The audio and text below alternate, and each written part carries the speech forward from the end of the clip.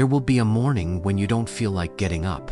A day when the goal doesn't feel exciting anymore.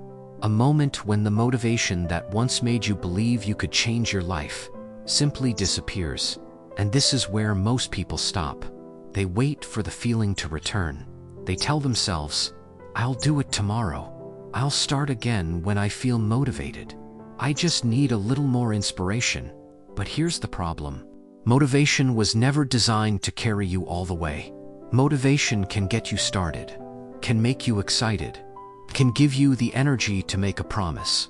But eventually, the excitement fades, the novelty disappears, the work becomes repetitive, and nobody is watching. That's the moment that matters. Because discipline isn't what you do when you're inspired. Discipline is what you do when inspiration is gone. The motivation trap. We live in a world that constantly tells us to feel motivated. Watch another video, listen to another speech, read another quote, create another vision board, and for a moment, you feel unstoppable. You make plans, you write goals, you imagine the person you're going to become.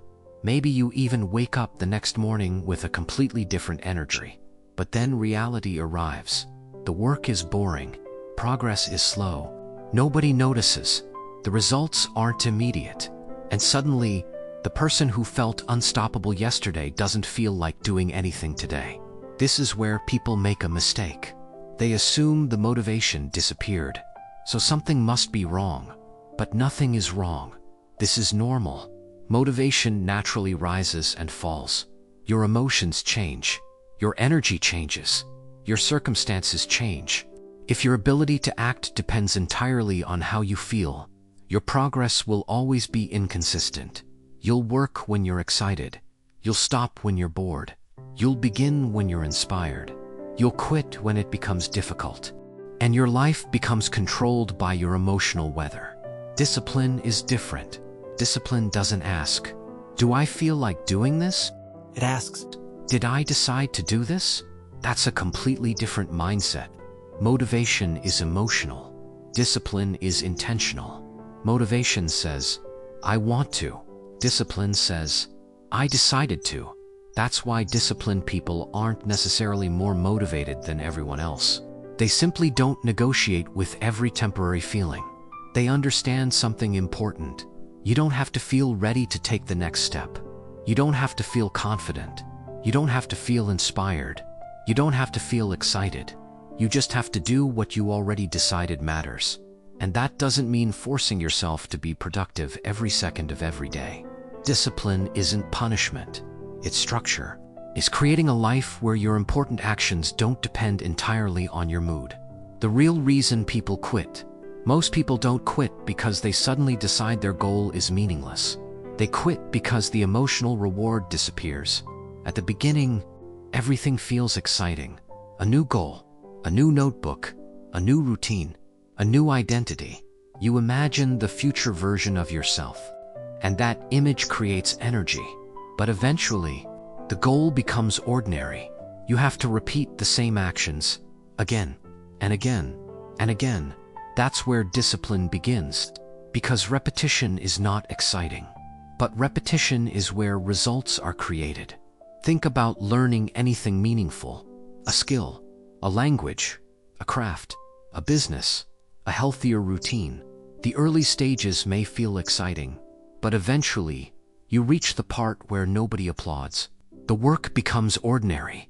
That's the stage where people separate fantasy from commitment. Anyone can work hard when they're excited about the future. The question is, can you continue when the future feels far away? Stop trusting your mood. One of the most important things you can learn is this: your mood is not always a reliable decision maker. You might wake up feeling tired. That doesn't necessarily mean you should abandon your priorities. You might feel nervous. That doesn't necessarily mean you shouldn't act. You might feel bored. That doesn't mean the work isn't valuable. You might feel like quitting. That doesn't automatically mean quitting is the right decision. Feelings deserve to be acknowledged, but they don't always deserve control. Imagine if every important decision in your life depended on your mood. You would never build anything substantial. Because some days you'll feel powerful. Other days you'll feel uncertain. Some mornings you'll feel focused. Other mornings you'll want to avoid everything. Discipline creates a bridge between what you feel and what you value. You can feel resistance and still act according to your values. That's strength. Make discipline easier. But discipline isn't about becoming a machine. You shouldn't depend on willpower for everything. That's another mistake. If every day requires an internal battle just to begin, eventually you'll get exhausted. Instead, design your environment. If you want to read more, put the book where you can see it. If you want fewer distractions, remove unnecessary notifications. If you want to focus, create a specific place for focused work. If you want to build a routine, give it a predictable time. Make the right action easier to begin. Make the distracting action harder to access. Because discipline isn't just about resisting temptation. It's about reducing the number of battles you need to fight. The goal isn't to become stronger than every distraction. The goal is to stop placing unnecessary distractions in front of yourself. Keep small promises. If you want to become disciplined, start by keeping small promises. Don't promise yourself, "From tomorrow, I'll completely change my life." That's emotional. Instead, "Tomorrow, I will spend 20 minutes on this." Then do it. The next day, do it again. You are not just completing a task. You're building evidence. Evidence that you can trust yourself. Every time you keep a promise to yourself, your self-trust grows. Every time you repeatedly break promises, your self-trust weakens. This is why discipline is deeply connected to self-respect. When you tell yourself you'll do something, and then repeatedly don't, a part of you starts learning, "My own promises don't mean much." Reverse that. Start small. Make promises you can realistically keep. Then keep them. Over time, you stop needing to convince yourself that you're disciplined. Your behavior becomes the proof. Don't aim for perfect. There's another trap: perfectionism. Some people believe discipline means never failing, so they create a perfect routine. They follow it for several days. Then something happens. They miss a day, and suddenly, they believe the entire system is ruined. "I failed. I'll restart Monday. I'll begin next month." But disciplined people understand something different. Missing once isn't the problem. The problem is turning one mistake into a new identity. You don't need perfection. You need recovery. If you miss a day, return the next day. If you lose focus, come back. If you make a mistake, correct it. If you fall behind, continue. Discipline isn't never falling off the path. It's developing the habit of returning to it. The boring days are the important days. Here's the part nobody wants to hear. Most of your progress will happen on boring days. Not the days when you feel inspired. Not the days when your music makes you feel unstoppable. Not the days when everything feels possible. Your progress is built on ordinary days. Days when nothing special happens. You simply show up. You do the work. You finish. You go home. And repeat. That's why discipline can feel invisible.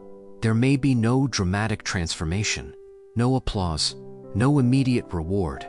But underneath the surface, you're becoming someone different. You're becoming someone who doesn't need constant excitement to move forward. And that's a powerful person to become. Because once you can act without needing emotional stimulation, you become much harder to stop. Who are you becoming? Eventually, discipline stops being about the task. It becomes about identity. You're not just studying. You're becoming someone who learns. You're not just exercising. You're becoming someone who takes care of their responsibilities. You're not just working on a project. You're becoming someone who finishes what they start. You're not just saying no to distractions. You're becoming someone who protects their attention. Every action is a vote for the person you're becoming. And you don't need to win every vote. You just need to keep voting in the same direction. Because identity isn't created by what you say about yourself. It's created by what you repeatedly do.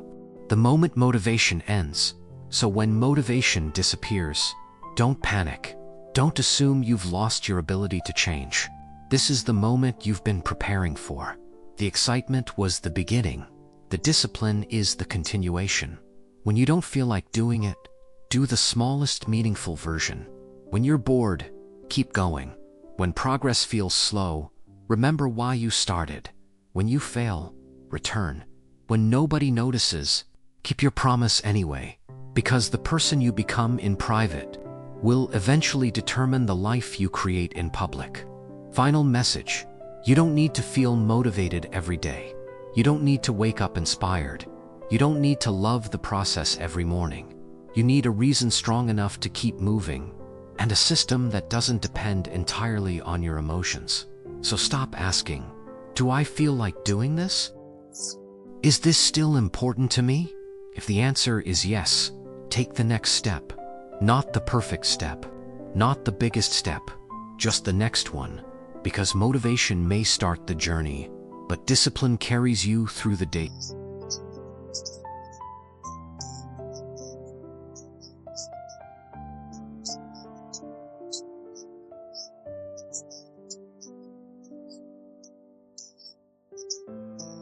The days when nobody was watching, the days when you could have stopped, but chose to continue.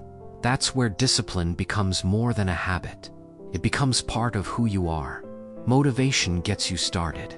Discipline keeps you moving. And eventually, consistency changes who you become. Evolve within.